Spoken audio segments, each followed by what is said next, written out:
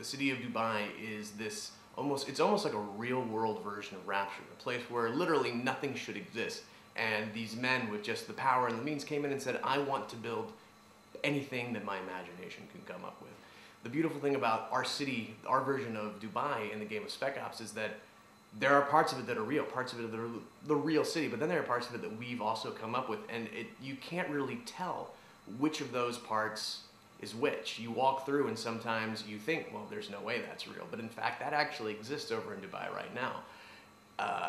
As this kind of living, breathing, but also dying city in Spec Ops, because it's been reclaimed by the desert, the group of Walker and his squad, Adams and Lugo, are moving through this city that's speaking to the past of what it was, but also to the juxtaposition of what is all of this luxury and overindulgence that has now become completely useless to the inhabitants of the city now that it's cut off from the rest of the world.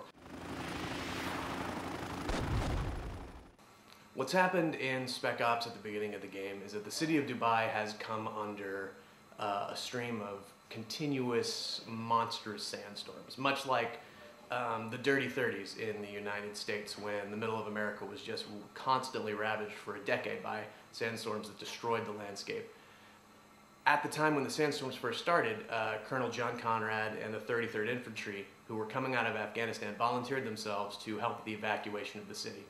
The only way to get everyone out that was still there was to do a massive caravan. However, as they were getting the people out, the biggest sandstorm of all hit the city and all communications were lost. A permanent storm system settled over the city so that where you couldn't see it from outside of the storm, and the UAE named the city a no man's land in hopes of stopping any kind of looting.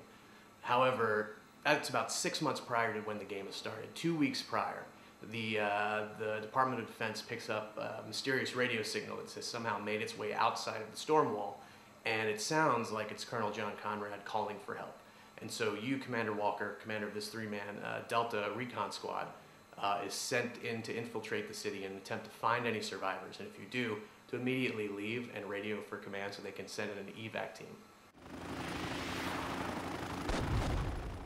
Well, Heart of Darkness was certainly a very strong influence on the game when we were originally coming up with the concept, and it's very obvious in the setup that the similarities were there, that the inspiration came from there. You have Colonel Conrad, this military man who has vanished into this kind of ruined wilderness of the desert that also happens to be inside a former metropolis, and this man, Captain Walker, who was sent and attempting to find him.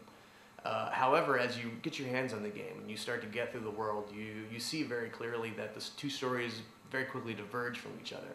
Whereas Heart of Darkness was a story about learning more and more about Kurtz, Spec Ops The Line is a story about learning about Captain Walker and the two men in his squad, Lieutenant Adams and Sergeant Lugo.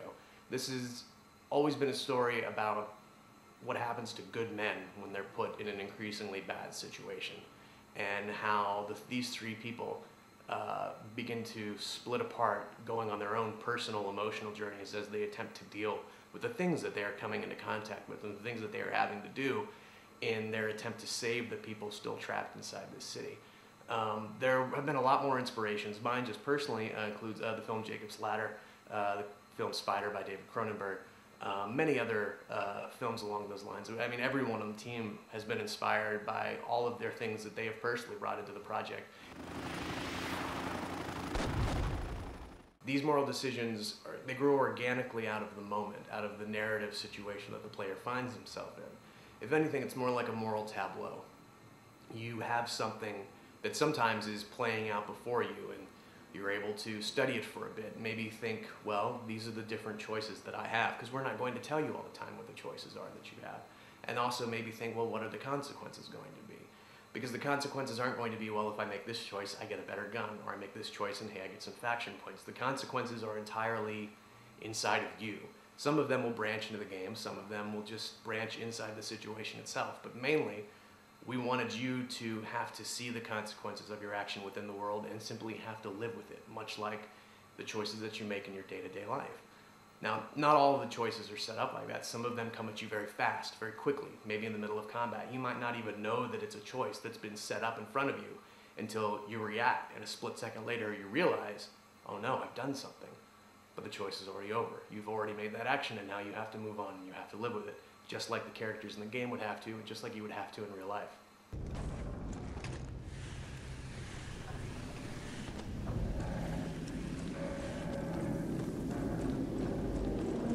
God damn.